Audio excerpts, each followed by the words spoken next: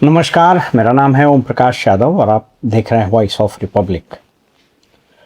पश्चिम बंगाल चुनाव और कंट्रोवर्सी, ये दोनों का चोली दामन का साथ ममता बनर्जी और शाह और मोदी के बीच यह राजनीतिक लड़ाई कम और व्यक्तिगत दुश्मनी ज़्यादा हो गई। बीजेपी ने अपनी पूरी ताकत, दाम साम दंड भेद सब झोंक दिया है, मानो यह चुनाव जीतना उनके जीवन और मरण का प्रश्न है। इस बीच एक आईपीएस अधिकारी अजय पाल शर्मा, जो यूपी काडर के आईपीएस हैं, उनको चुनाव आयोग ने पुलिस ऑब्जर्वर बनाकर भेजा। डायमंड हार्बर कोई कॉन्स्टिट्यूएंसी है विधानसभा का, वहीं कोई फाल्टा जगह है, वहाँ पर तृणमूल कांग्रेस के जो मेंबर हैं जहांगीर खान, जो कैंडिडेट हैं तो उनसे इनकी पूरी झड़प हुई है। उसके पार्टी ऑफिस में जाके शायद धमकाया है और इनका एक वीडियो बड़ा तेज़ी से वायरल हो रहा है। वीडियो देखने से लगता है कि ये जो बोले हैं उससे ज़्यादा इम्पॉर्टेंट है कि जिस अंदाज में इन्होंने वो बात कही है, और लगता है कि डेलिबरेटली उसके रील बना करके डाले गए हैं। वैसे भी आज की तारीख में आईएएस आईपीएस अधिकारी से ज़्यादा ये फिल्म स्टार बनने के चक्कर में रहते हैं। किसी को सिंघम बनने का भूत सवार है, कोई नायक बनना चाहता है, कोई कुछ। मैं बता दूं कि मैंने अपने नौकरी के काल में कई कॉन्स्टिट्यूएंसी में चुनाव के दरमियान मैं भी ऑब्जर्वर रहा हूँ, और ये ऑब्जर्वर्स हैंडबुक है। ऑब्जर्वर सामान्य तौर पर 3 तरह के ऑब्जर्वर होते हैं। एक जनरल ऑब्जर्वर जो आईएएस अधिकारी होते हैं, दूसरे राज्य से भेजे जाते हैं। एक आईपीएस अधिकारी होता है, पुलिस ऑब्जर्वर, और एक एक्सपेंडिचर ऑब्जर्वर होता है जो आईआरएस हो सकता है या फिर किसी और अकाउंट्स ऑडिट वगैरह सर्विस से, सेंट्रल सर्विसेज से होता है। मुझको याद है मैं यूपी के मऊ जिले में भी ऑब्जर्वर रहा। उसके बाद मेडचल डिस्ट्रिक्ट तेलंगाना में रहा। इसके अलावा दिल्ली के चुनाव में भी मैं ऑब्जर्वर था। तो जब भी ऑब्जर्वर अपॉइंट होता है तो चुनाव आयोग के यहाँ ब्रीफिंग होती है, और उसमें मुझको याद है कि जो मुख्य चुनाव आयुक्त और चुनाव आयुक्त यानी पूरा कमीशन है, वो ब्रीफ करके अन्य बातों के अलावा एक बात बड़ी प्रमुखता से कहता है, वो ये कि you are observers and you are the eyes and ears of the Election Commission. मुझको याद है मैं मऊ में मेरी डिपुटेशन हुई थी जनरल ऑब्जर्वर के रूप में। संभवतः घोसी विधानसभा क्षेत्र था।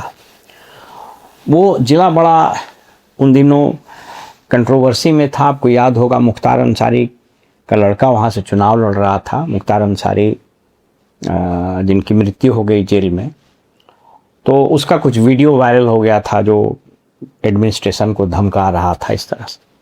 तो हमसे पहले जो ऑब्जर्वर थे, पता नहीं क्यों वो अर्जी देकर चुनाव आयोग से हट गया। उसके बाद चुनाव आयोग ने हमको भेजा था। तो जब इलेक्शन के दरमियान हम बूथ पर घूम रहे थे तो कुछ पत्रकार आ गए और उन्होंने हमको रोककर पूछने की कोशिश की कि वो जो वीडियो वायरल है तो उस पर क्या हुआ, आप लोग क्या कार्रवाई कर रहे हैं। मैंने सिंपल एक ही चीज़ कहा कि हम लोग ऑब्जर्वर हैं and we are the eyes and ears. हमको सुनना है और देखना है, और जो भी कहना है हम लोग को चुनाव आयोग को कहना है। अब इस अधिकारी को देखिए जरा बीमारी, ये अजय पाल शर्मा, ये कथित रूप से इनकाउंटर स्पेशलिस्ट, आजकल ये खूब स्टाइल चला है।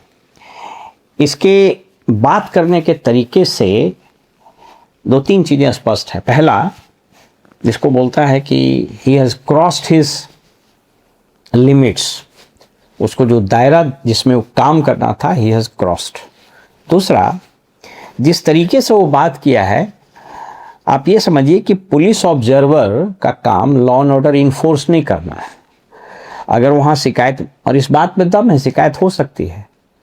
पश्चिम बंगाल का इतिहास रहा है, और आपको ये नहीं भूलना चाहिए कि जिस तरह से लेफ्ट पार्टी यानी वहाँ जो सीपीएम और एलाइड पार्टीज का इतने दिनों शासन रहा, तो जितने कार्डर्स थे उसके, वे लोग वर्चुअली बूथ ग्रैब कर लेते थे और सारे गवर्नमेंट ऑफिसर्स में उनके मर्जी के बगैर कुछ नहीं चलता था।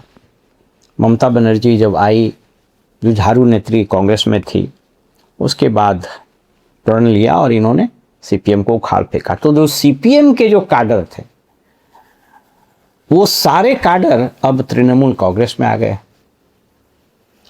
तो इस बात से आप इनकार नहीं कर सकते हैं कि जो जहांगीर खान है, जिसका स्ट्रांग होल्ड है, उसने धमकाया भी होगा। बूथ कैप्चरिंग, डराना धमकाना, किसी एक पार्टी का जब दबदबा रहता है तो होता है, उस बात से आप इनकार नहीं कर सकते। लेकिन प्रश्न यहाँ उसका नहीं, प्रश्न है कि अगर ऐसा था तो आप इंस्ट्रक्शन दे सकते हैं एसएसपी को या पुलिस कमिश्नर जो भी रहा हो, या वहाँ के जिला के कलेक्टर। ऑब्जर्वर का ये काम ही नहीं है। अब आपको लग रहा है ऐसा क्यों हो रहा है, तो ऐसा इसलिए हो रहा है कि इस चुनाव आयोग ने, स्पेशली जो ज्ञानेश कुमार हैं मुख्य चुनाव आयुक्त, इन्होंने चुनाव आयोग की साख को बिल्कुल दांव पर लगा दिया। इसके पहले भी एक दो और घटना हुई। एक ऑब्जर्वर संभवतः उड़ीसा काडर का है जो अप्रैल में रिटायर करने वाला था, उसको एक्सटेंशन दे दिया गया। सामान्य तौर पर अगर रिटायर करने वाला कोई आदमी है तो उसको ऑब्जर्वर नहीं बनाया जाता है। तो इस व्यक्ति ने, अच्छा एक और चीज़ याद रखिए कि कुछ पुलिस अधिकारी को, डीजी को हटाया, चीफ सीएस को शायद हटाया, कई जिलों के कलेक्टर, एसएसपीज और पुलिस कमिश्नर्स को भी हटाया गया है। तो उसका प्रोटोकॉल ये है कि ठीक है, आप हटा सकते हैं, चुनाव एक कोई अधिकार है, संविधान के अनुच्छेद 324 में व्यापक अधिकार है।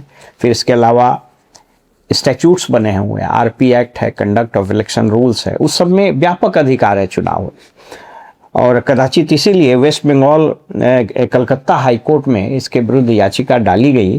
तो जज साहब ने बहुत अच्छा कहा, उन्होंने कहा कि वो चुनाव तक कोई आदेश नहीं पारित कर सकते हैं, क्योंकि आर्टिकल 324 चुनाव आयोग को व्यापक अधिकार देता है और एक बार प्रक्रिया शुरू हो जाती है तो कोई उसमें हस्तक्षेप नहीं कर सकता है। तो बल्कि हाईकोर्ट, कलकत्ता हाईकोर्ट का ये आदेश और ऑब्जर्वेशन जज साहब को बहुत अच्छा है। तो मैं बताना ये चाह रहा था कि ऑब्जर्वर्स की जिस तरीके से नियुक्ति की गई ज्ञानेश कुमार मुख्य चुनाव आयुक्त के द्वारा, फिर मनमाने ढंग से कमिश्नर्स और अधिकारियों को हटाया गया। हटाने का अधिकार उसको है, लेकिन याद रखिए उसको, उसके रिप्लेसमेंट के लिए 3 अधिकारियों का पैनल भेजती है राज्य सरकार और उसी में से उसको कोई चुनना है। आप ऐसा नहीं कर सकते कि ऑल ऑफ ए सडन किसी को उठा कर कुछ बना दीजिए।